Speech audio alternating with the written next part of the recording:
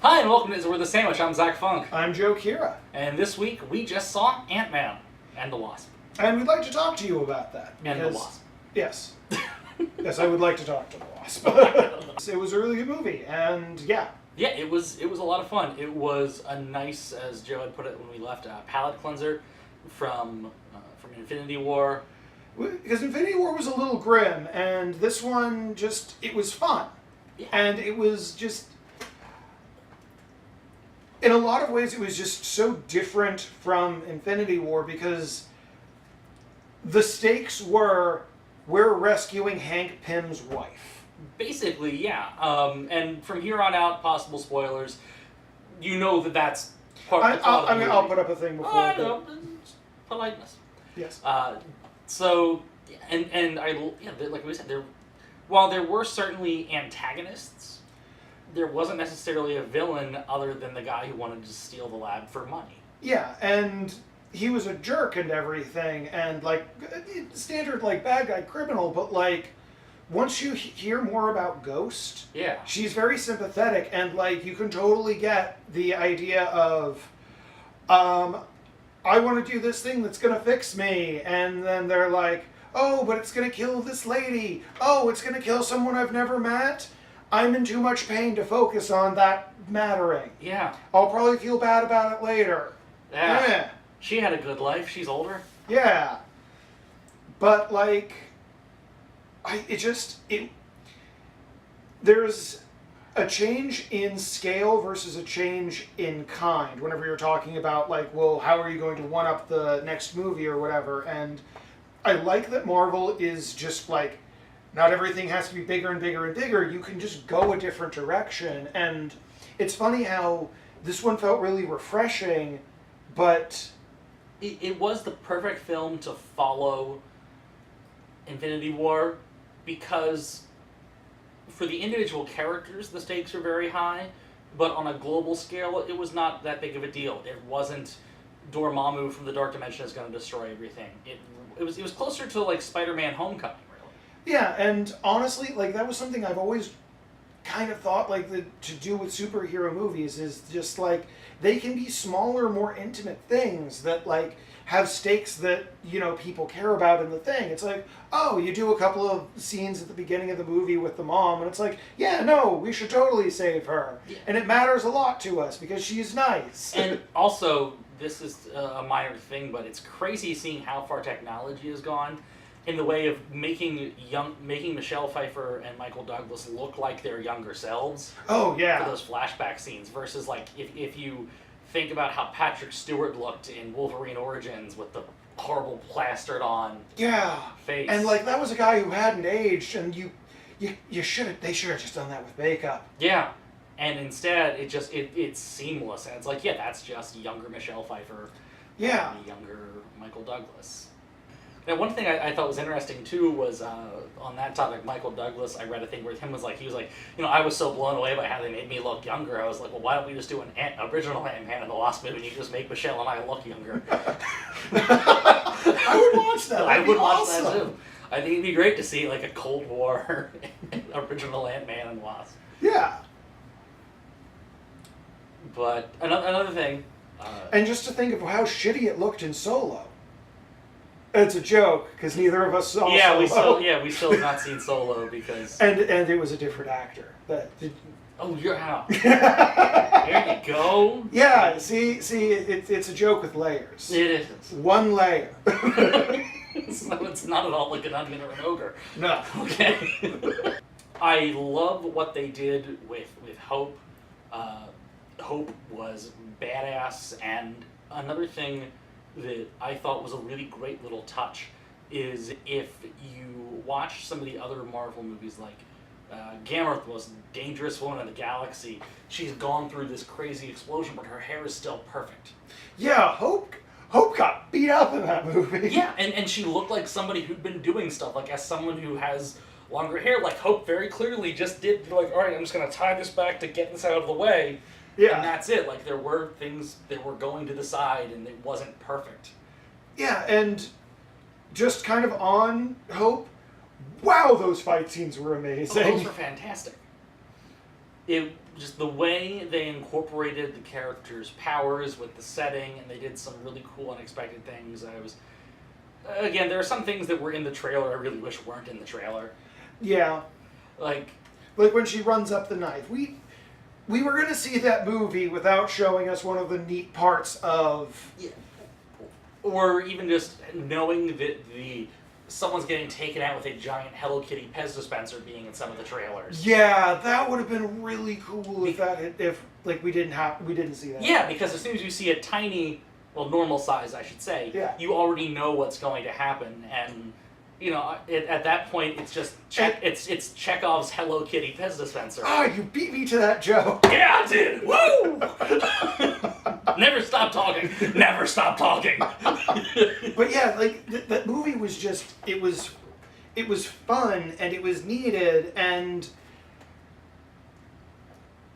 I mean, the Marvel movies have been very good about being their own separate individual things, but this one kind of felt like the most you could have just sat down and watched this movie. Mm-hmm.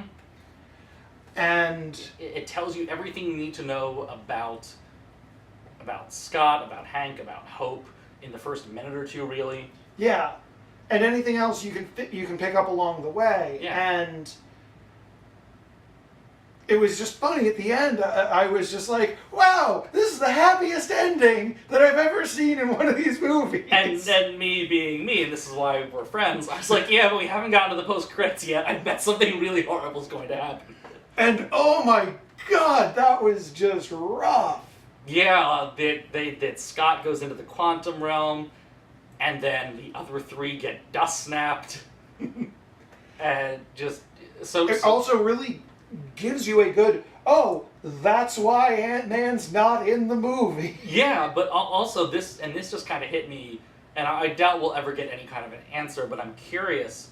How many of the ants died? That. But more so, did Scott survive because he was lucky, or did somehow being in the quantum realm shield him from the snap? Because they talk about how Ghost is basically shifting between dimensions and different realities. And yeah. Oh, that's interesting. I'm curious if they hadn't saved Ghost, if she would have been okay, or extra not okay. Yeah, but and so that's what I'm saying is I doubt we'll ever get an answer to did Scott not get dusted in the quantum realm just by pure luck of the 50-50, or because he was in the quantum realm where everything is different. Now, the one thing that I was going into this one, again, I didn't know this at a time. You told me before we saw the movie. I wasn't sure if this was going to be pre or post Infinity War, and I'm really glad that it was pre. Mm-hmm. And also just to think about it, it's the rest of the world would have had no idea what was going on, just because this was the core Avengers doing their thing. And there was a giant spaceship in the city? Yeah, no, that's about as much as people would have gotten, and that's not that unfamiliar, as I think people are getting used to their cities getting blown up by superheroes. Yeah, and you've got your own shit. This is San Francisco. Yeah. They've got their own things going on. It's there was a giant spaceship in New York? Oh, what is it, Wednesday? Yeah. I kind of like that's the world that they're building towards. There was a strange priest walking down the street saying, "Rejoice!" Yeah. Yeah, that's normal. I love how this is slowly becoming the Venture Brothers universe. Also, Stan Lee's cameo, this was one of my favorites. Yeah, that was, we won't go into details, but it was fun. We can go into details, they've already seen Yeah, you're right. Fuck you, people that are watching this that haven't already watched the film. Or people who don't care, you're also exempt from this fuck you. Yeah.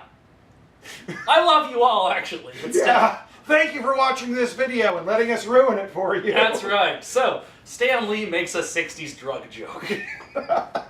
Which also, worked in this movie. Yeah, because it's San Francisco. Yeah, and just the 60s were fun, but they're catching up to me. That was just great. That was just a fun moment. Yeah, and I love just the little things of, Ant-Man using the truck as, a scooter. Yeah. And only, for lack of a better phrase, the straight adult men are fascinated by sleight of hand magic. Yeah. Yeah, no, like part of me was even thinking, it's like, oh, I used to do magic tricks. Yeah, just, I'm very bad at them. yeah, and which gets me to Agent Jimmy Woo was so much fun. Mm-hmm. He's another character that is in the comics. I'm not super familiar with him from the comics, but I know he is somebody from the books. Okay. Yeah, just like, again, he was an antagonist in that film, but you really liked him. Yeah, he's just doing his job. And just being a nice guy. Yeah, he doesn't... It just that moment of just like, oh, you do this. It's like, oh, I'm also a youth pastor. And like, I like you. Yeah, and Lawrence Fishburne was really fun as Bill Foster. I'm glad that they're just tossing in these characters and just saying, yeah, it's our own timeline, but they're still acknowledging these other things. Just the little throw out lines that people that are nerdy like me pick up on. It's like, oh my gosh, he's in part of Project Goliath, and that was his superhero name, and then they needlessly killed him in Civil War. Yeah. Whenever you're ready, I want to shift gears and talk about Infinity War for the one thing that I was very concerned about. Okay, I'll go for it. I want to know if Korg's okay. I really want to know. Well, I think, in two senses, so I think it was implied, or flat out stated, that they did manage to get some people off the Asgardian refugee ship. Okay. Before Thanos showed up. Okay. So I'm going to assume Korg and his friend, whose name I forget. The Scissors Man. Yeah, were part of that. Whether he survived the snap is a whole other topic. We're going to just assume yes. Yeah, it is the darkest timeline, but Korg is still okay. Yeah, because there's no timeline that I want part of that Korg's not okay. Hey, I'm Korg. Timeline's all right. Get out of here, you ghost. See, nothing would have been better, couldn't have been improved with Korg. Yeah, though that does remind me of something I meant to say in terms of Ant-Man. And I heard some people complain about this with Thor Ragnarok, and I didn't feel this way with Thor Ragnarok, but I did feel this way at certain times with Ant-Man and Wasp. I love comedy, I love throwing in jokes, but there were times where it really did feel like it was just, let the moment be. You don't have to have a joke in this exact moment. Yeah, I can see that. I'm not as big with that, because like I feel like that they sort of preface that, and like, yeah, they're just gonna kind of deny you those little moments, and but at the same time, yeah, it would have been nice to just let some things land. Yeah, it's that the reason those here's a serious moment, oh now it's gotten broken up by something weird and funny, to me worked so well to start was because they were rarer. Yeah. But like with this one, every time something got remotely serious, someone had a quip. Yeah, which, I mean, don't get me wrong, they were funny and it was well done. Mm-hmm. But it does take away from things a tiny bit, I feel. Yeah, but I also think that's something that Marvel is kind of struggling with on its own. Yeah, and don't get me wrong, that's my biggest complaint about the film. It was tons of fun. Yeah. Where would you put this? Obviously, don't do the entire thing, but where would you put this in your somewhere towards the middle, upper middle. Okay. Yeah, like lower top third. Yeah, maybe. Basically, it's something where I wasn't blown away with it like I was some films, but I will definitely be thinking about it and be up for rewatching it more than others. Yeah, I think that this is going to be one of those that, like, you've had a bad day, oh, well, let's watch Ant-Man and the Wasp. Exactly.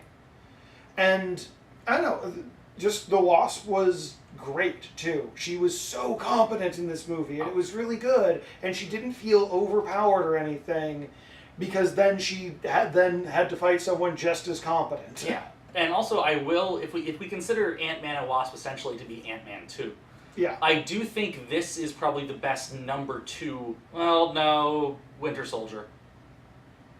If you ignore Winter Soldier, because I forgot about Winter Soldier there for a second. I started thinking like Thor: The Dark World, Iron Man 2, Avengers 2. I hated Iron Man 2. Yeah. There was a point where like we had gone to see it a second time, and like people were really excited, and some of the people had already seen it. I had already seen it, and it was the first moment in there, and there's the guy speaking in Russian. Part of me was thinking about pulling when I went to see Pan's Labyrinth, where someone got up, said, "What is this, Spanish?" and then walked out of the theater. I was considering doing that.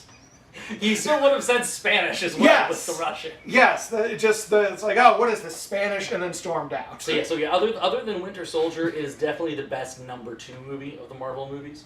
Okay. Yeah, because that one was really good, and I don't know. I always kind of forget that's a Captain America movie because it had a lot of people in it. Yeah, and that's the thing. I've always said I generally consider the Cap trilogy to be the strongest, but at the same time, Well, they're kind of the heart of the series. yeah, because Cap is the heart of the series. Yeah. As a whole, Cap is, Iron Man's the guy who got things started. But if you're looking for the center of the heart, it is Steve Rogers. Yeah. And that's why I'm sure he will die in Infinity War Part 2. Oh, I can't wait to see the next one. And what's the next one? So the next one is Captain Marvel. They recently finished shooting on that, so we'll get a trailer sometime sometime in the next month or two, I would hope, because I think it's coming out in like February. It's basically coming around the same time Black Panther came out. Okay, so like the winter. Yeah, the winter leading into springtime of Yeah. 2019. And then after that will be Avengers Part 4. That will be the end of Marvel Phase 3. And then they go on to Phase 4, which we have no idea what it is. Well, we do know one of them. The second Spider-Man film, which just started shooting, which is called Spider-Man Far From Home, is the first film of Phase 4. Yeah, but we also don't know anything about that, or if that's going to be like tying into the larger narrative. No, we don't know that, but in terms Yeah. of what officially kicks off Phase 4. The other thing I'm really psyched. Well, if it's kicking off Phase 4, it probably is going to tie into the wider narrative. Yeah. So. It'd be really funny if it didn't. And It's just Phase 4. Ah, they're all just doing their own thing. Yeah, and I'm psyched for that. Jake Gyllenhaal was cast as Mysterio. Oh, fun. And the rumor, or I forget whether it's confirmed or not, but at least a chunk of the film is going to take place in London. Okay. And I don't know exactly what Mysterio is going to be doing or anything like that. I really do hope we get to see Michael Keaton as the Vulture, Yeah. even just in prison. Maybe they're going to set the Sinister Six. I don't know. That would be a cool thing. Yeah, and the fact that I really do love that they're not fucking rushing Norman Osborn. Yeah. Yeah. Because that is a big turning moment for Spider-Man. Mm-hmm. And it should be, and that's something you should give it time to breathe and give them time to get to that. Yeah, and that's not a knock against the Sam Raimi films starting off with him, because he is Spider-Man's Joker. You start Batman with the Joker. Yeah. But because they did Green Goblin, Harry Osborn, Norman Osborn stuff in 2 different franchises already. Yeah, it's a good chance to kind of reset and give it some time. Yeah. But also, just like, I'm digging some of these other movies where the characters aren't quite so strong. Mm-hmm. Not to diminish them at all, but like, you can have these smaller things, because I feel like Thor is always going to have to fight against something huge. Mm-hmm. It is. It's the proportionality thing. Yeah. And which I love the Thor films. I actually like Thor 2 a lot more than a lot of other people do. But yeah, it's nice to get these smaller, more intimate stories with these characters, and I'm glad they're doing that, and I can't wait to see where they go from there. Well, thanks for watching Is It Worth a Sandwich? Once again, we brought you a sandwich-free episode. We hope you do enjoy these, though. We're having a lot of fun doing them. Ant-Man and Wasp was awesome. Go see it. Hopefully Joe gets this one up pretty soon. And thank you. We hope to see you again. Joe, any thoughts?